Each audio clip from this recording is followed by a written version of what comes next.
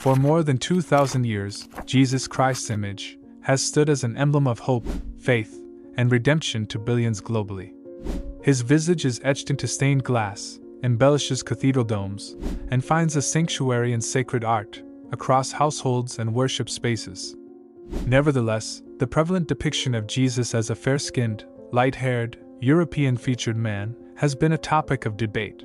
But recent studies by scholars, theologians, and historians have brought forth evidence that contradicts this conventional representation. Given Jesus' birthplace in the Middle East, it's plausible that his actual appearance was vastly different from the Eurocentric portrayal we commonly see. The emergence of the concept of a black Jesus not only questions the historical accuracy of these images, but also invites the Church to reevaluate its complicity in perpetuating colonialist narratives and racial hierarchies. This revelation holds profound significance, prompting a re-examination of the Church's role in shaping the visual identity of Christ and its impact on erasing the diversity inherent in religious narratives. The revelation of a black Jesus has the power to shake up the American consciousness, where conversations about race and spirituality are deeply connected to the nation's own complex tapestry of systemic racism. This could be a pivotal moment for the Vatican to make peace with its past. But what would such a gesture mean for Christianity's trajectory and the pursuit of racial equality across the globe? If this topic sparked something within you, consider subscribing to this channel for more fascinating dives into the interplay between belief and culture. We'd be thrilled to read your comments, where you can share your reflections on how the Vatican has historically shaped narratives surrounding race. The image of Jesus we know today, with his pale skin and blue eyes, didn't just happen by chance. It's a story that's been meticulously crafted over centuries, shaped by the forces of cultural power, religious control, and colonial aspirations. This evolution of Jesus' portrayal in art reveals intricate ties among theology, politics, and the arts that have influenced the way we see racial and cultural hierarchies. When we look back at the earliest days of Christianity, Jesus was depicted in a variety of ways that mirrored the diverse populations of the Mediterranean and Near Eastern regions. In the Roman catacombs, you'll find artwork showing Jesus as a young, beardless shepherd, a universal symbol of protection and guidance. Other portrayals give him dark skin and curly hair, a nod to his actual Semitic roots in that time and place.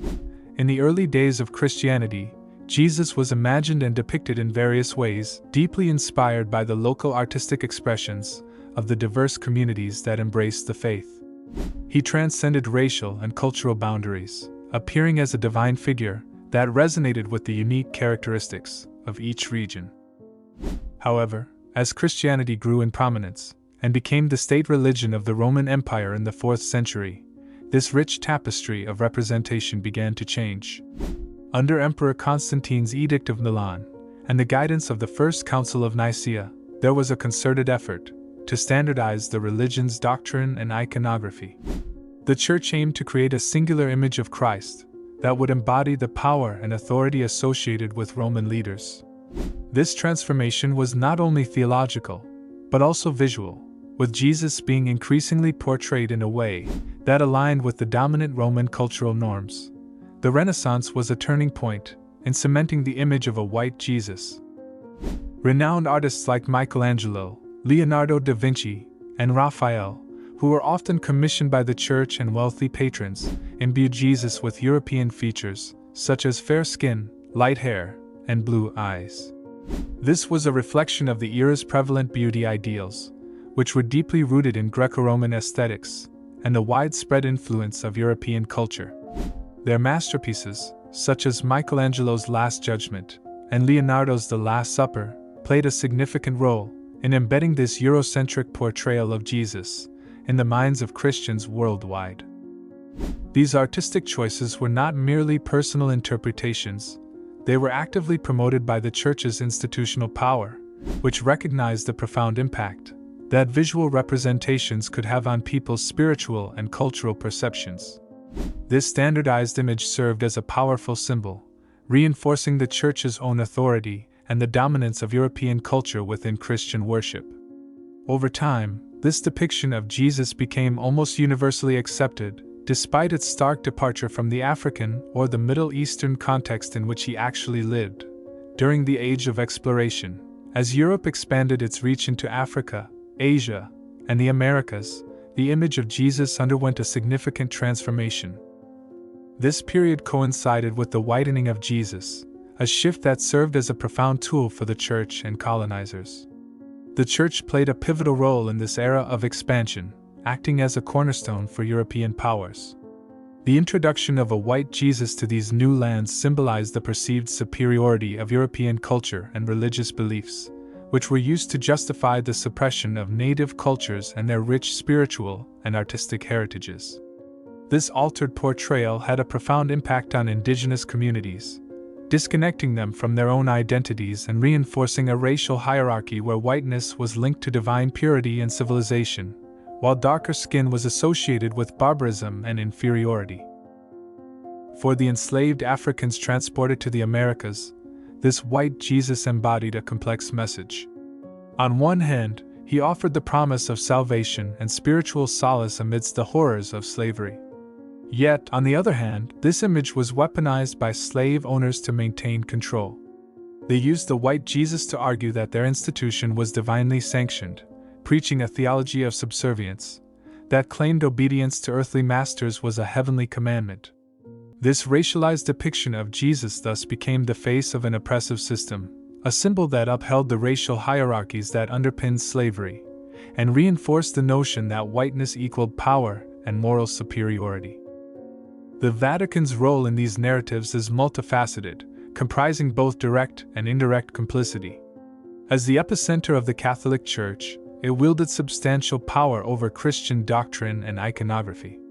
Although some individual popes and Vatican officials spoke out against particular injustices, the institution often remained silent, or even provided active support for colonial ventures and the dominance of European culture. The doctrine of discovery, a set of papal bulls from the 15th century, exemplifies this complicity. These decrees essentially gave European monarchs the religious and legal mandate to claim non-Christian lands. This laid the groundwork for colonialism and supported the notion that the spread of Christianity, and by extension, the white image of Jesus, went hand in hand with European supremacy. It allowed for the ruthless exploitation of indigenous peoples and further entrenched the idea that Christianity was synonymous with European power and control. The spread of a white Jesus to colonized lands was a deliberate act of erasing native spirituality and identity. In places like Africa, the Americas, and parts of Asia, missionaries frequently obliterated indigenous religious symbols, constructing European-style churches, with images of a white Christ instead. This visual dominance subtly taught the colonized that Europe was the epitome of civilization and holiness.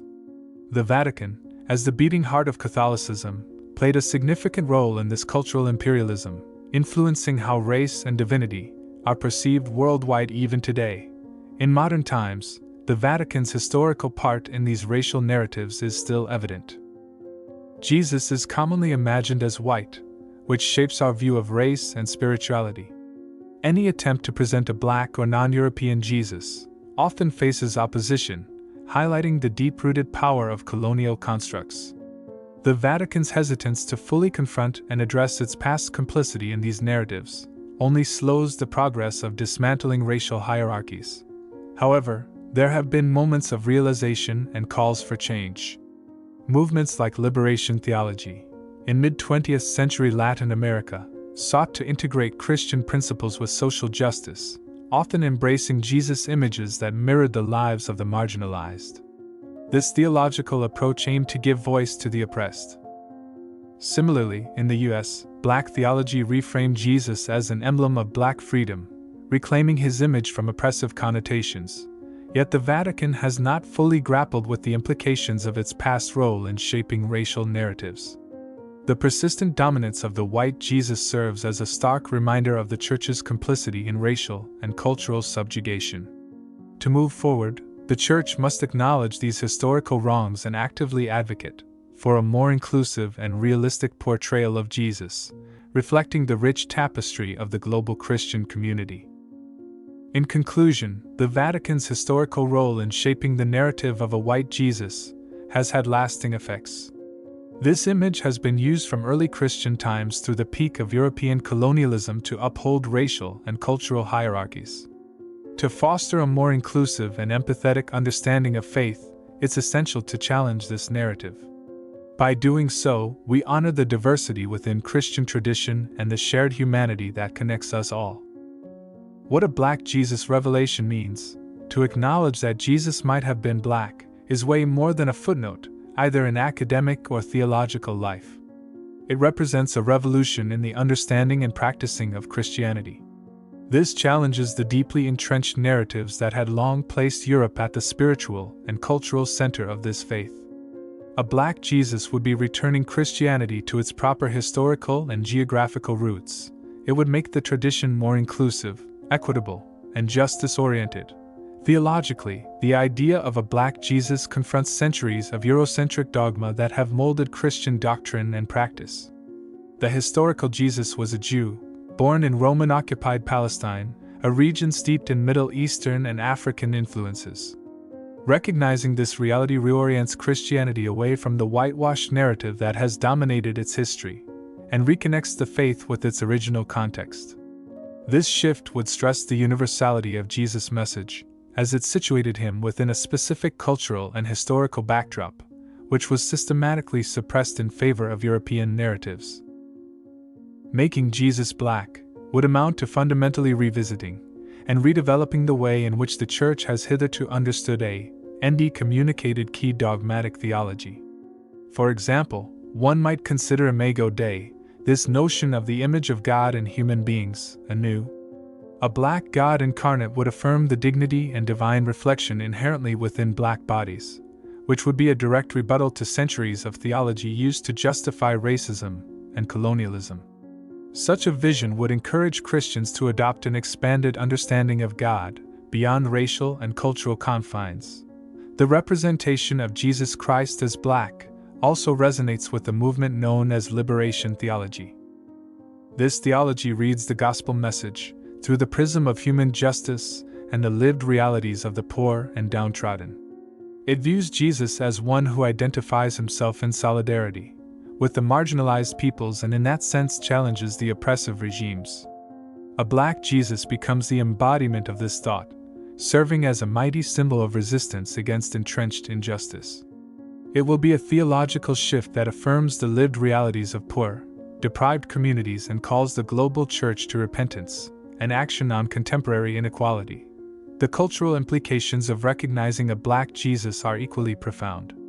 Centuries have passed with the image of a white Jesus, symbolizing cultural dominance, reinforcing racial hierarchies that marginalize non-European peoples. Conversely, a Black Jesus would dislodge these hierarchies and challenge the power structures that have been beneficiaries of the erasure of non-European contributions to Christianity. For African Americans and other communities of African descent, a Black Jesus would serve as a powerful affirmation of their identity and place within the Christian narrative. Historically, Black Christians have navigated a complex relationship with their faith, which has often been used both as a tool of oppression and as a source of liberation. Recognizing Black Jesus would, in essence, validate the theological insights of the Black Church, which long has lifted up themes of liberation, justice, and resilience. It would affirm that Black lives and experiences are not peripheral to the Christian story, but central to it.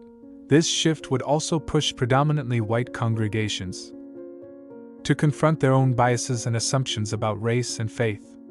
The whitewashing of Jesus has allowed many Christians to view their faith through a lens of cultural superiority, often unconsciously perpetuating racial stereotypes and inequalities. A Black Jesus would disrupt this narrative, inviting white Christians to re-examine their understanding of Jesus and his teachings. Though uncomfortable, this process would call one to greater humility and repentance, yet it is a potential catalyst toward greater unity and understanding within the Church. The revelation of a Black Jesus carries revolutionary potential, particularly in its capacity to inspire movements for social and racial justice. Throughout history, images and symbols have played a powerful role in shaping collective identity and motivating action. A black Jesus, as a symbol of resistance and liberation, could galvanize efforts to confront systemic oppression both within and outside the church. A black Jesus, scripturally, would encourage reinterpretations that center on themes of justice, equality, and solidarity with the oppressed. Passages like Luke 4 verses 18 to 19, where Jesus proclaims his mission, to bring good news to the poor and set the oppressed free, would take on renewed significance. These themes, deeply rooted in the black church tradition, align with the lived experiences of many marginalized communities, and could inspire Christians to engage more actively in the work of justice.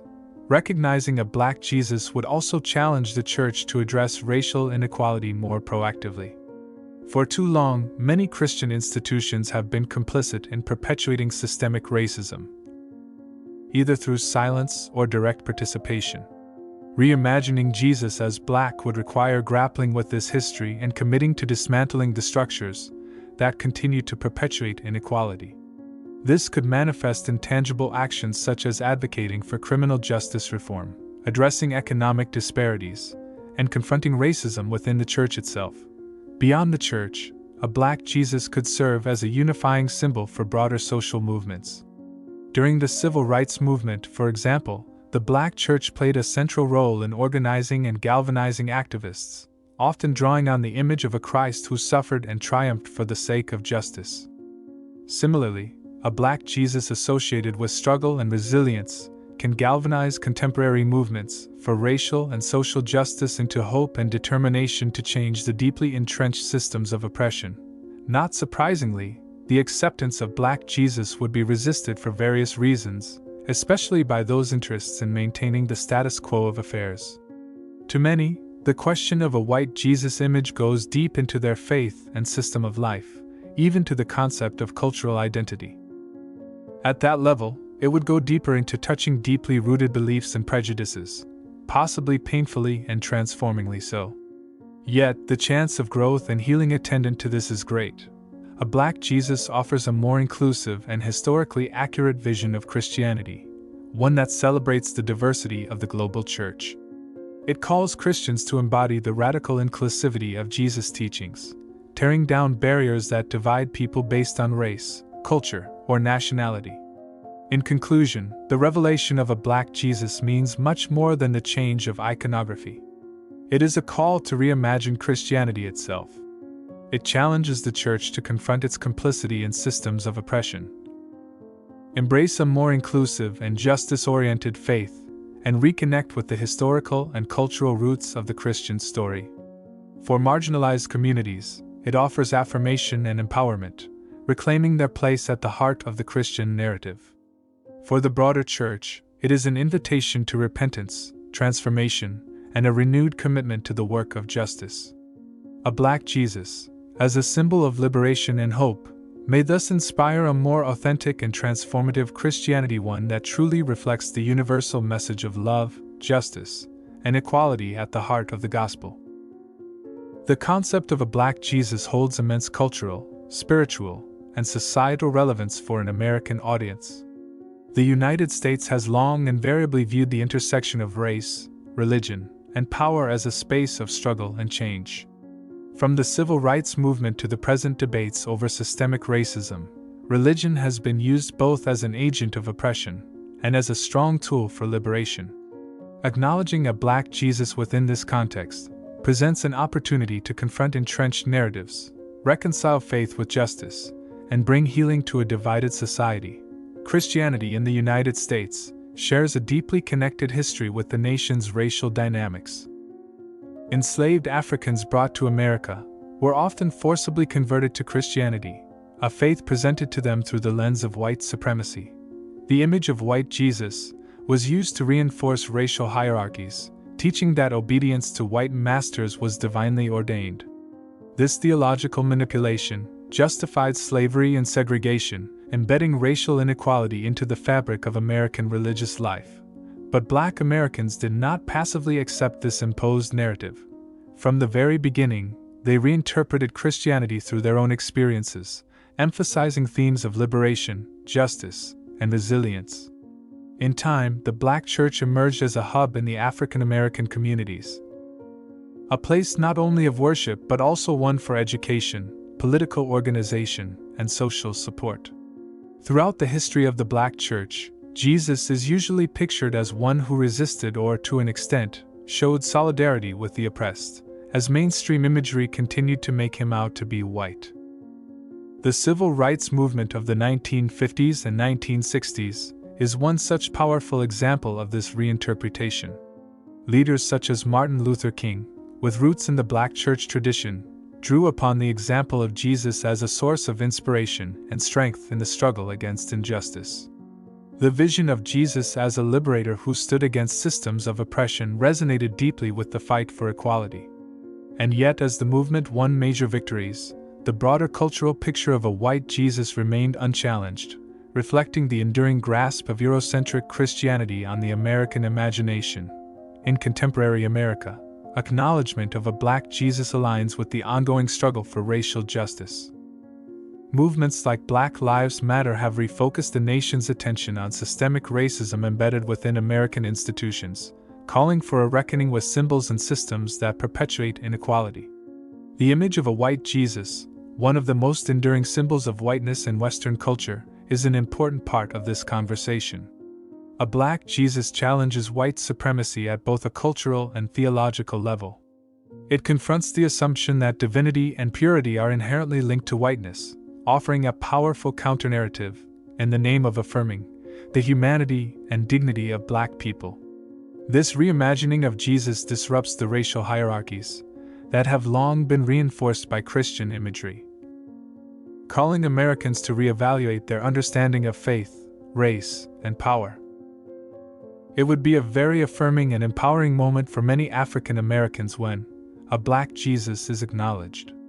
It would confirm the theological acumen of the Black church tradition, which has held fast over the years to Jesus in solidarity with the marginalized. It also corrects the historical erasure of Black contributions to Christianity, affirming that Black lives and experiences are integral to the Christian story. This would challenge white Christians to confront their own biases and assumptions, too. The whitewashing of Jesus has allowed many to think of Christianity as a faith inherently aligned with European culture and values, often at the exclusion of others. To recognize Jesus as Black is to disrupt this narrative and to invite white Christians into a more inclusive, historically informed vision of their faith. The process may be painful but could serve to further understanding and solidarity across racial lines. The churches in America are poised to take the lead in embracing the revelation of a Black Jesus, by adopting more inclusive imagery and teachings. They are to model a process whereby one can come to uncomfortable truths, and out of those, work for justice and equity in society. Such would not only strengthen their witness but also build bridges to those communities that have long felt alienated from the church. One concrete way churches can do this is by placing a variety of representations of Jesus in their worship spaces and educational materials. Paintings, statues, and stained glass windows of a Black Jesus will be strong visual reminders of the multicultural roots of Christianity and its commitment to justice. These images allow congregants to reimagine their faith in ways that celebrate diversity and challenge racial hierarchies. Churches can also engage in theological education that explores the historical and cultural context of Jesus' life. Sermons, Bible studies, and workshops can delve into the Semitic and African influences on early Christianity, offering a more accurate and inclusive understanding of the faith. By addressing the ways in which Christian theology has been used to justify racism, churches can help congregants confront and dismantle these harmful legacies. Beyond internal reflection, American churches can actively be agents for racial justice in their communities. This could include partnering with organizations committed to fighting systemic inequality, supporting policy work that advances equity, and participating in social movements. A Black Jesus, as a symbol of resistance and liberation, may spur churches to make their actions congruent with the values of justice and compassion at the heart of the gospel. The acknowledgement of a Black Jesus has the potential to foster healing in a divided society.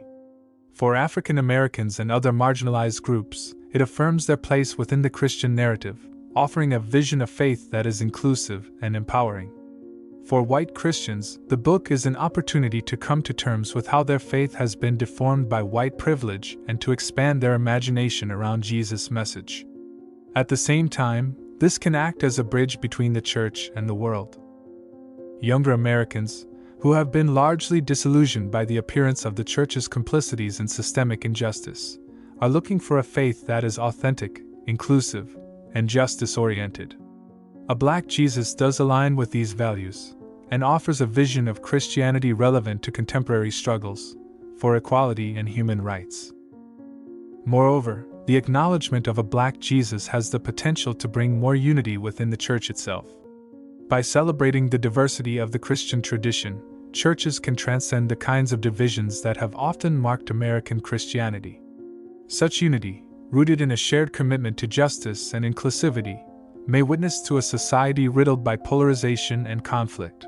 The acknowledgement of a Black Jesus is an opportunity for deep transformation.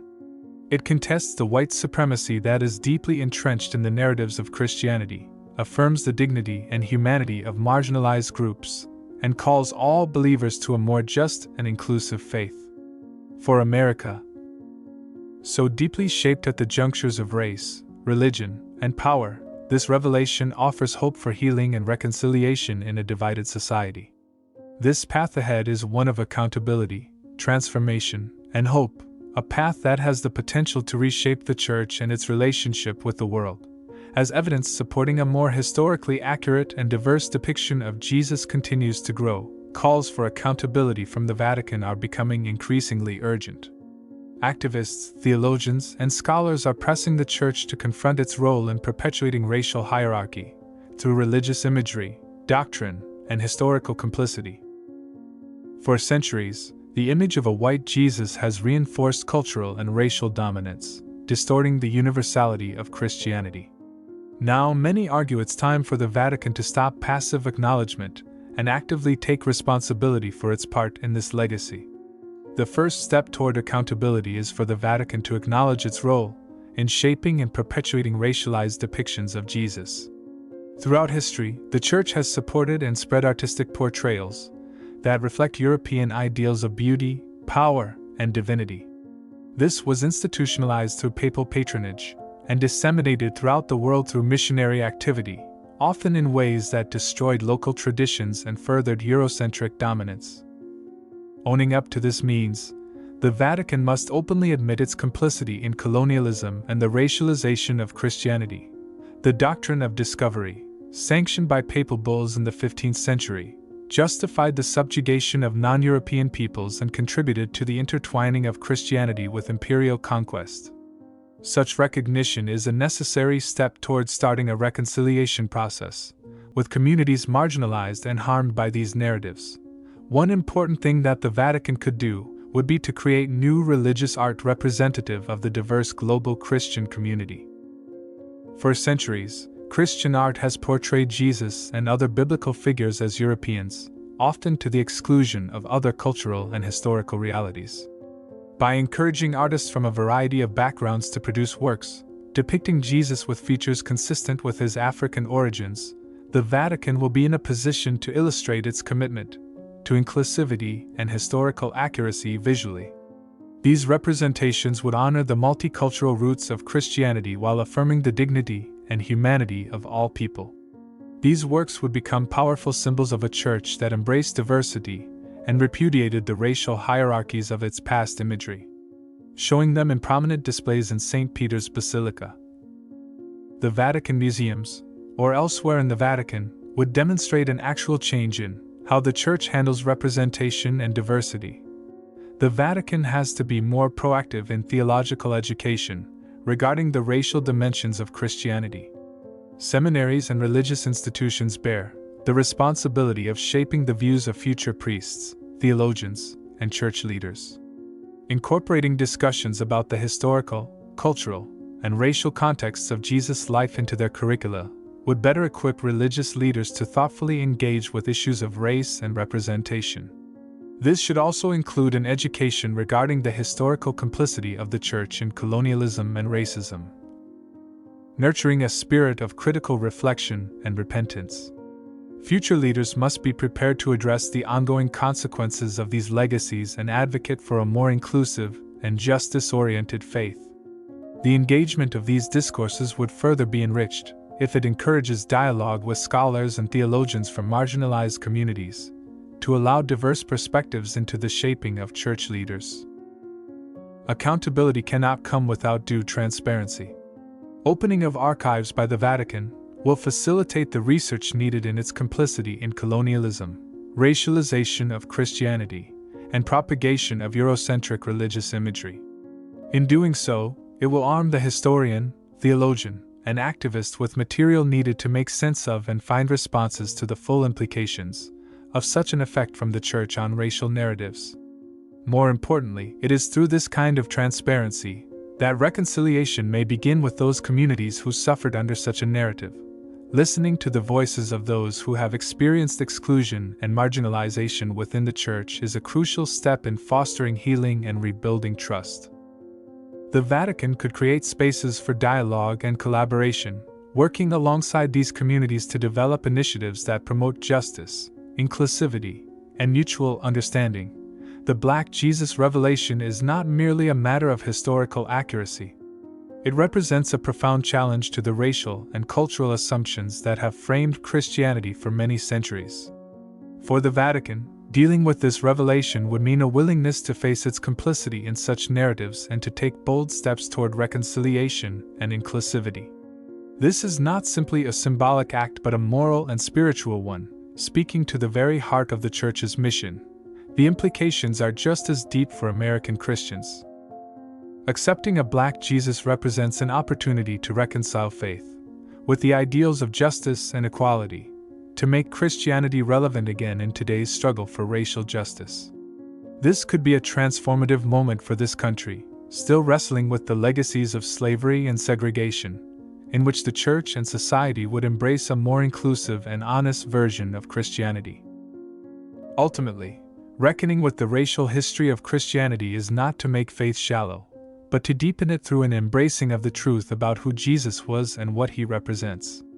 This opens the path on which Christians can create a faith that speaks to the needs of a diverse, interconnected world. The question now is whether the Vatican will rise to the challenge. If so, will American Christians seize this moment to lead the way in redefining what it means to follow Christ in the 21st century?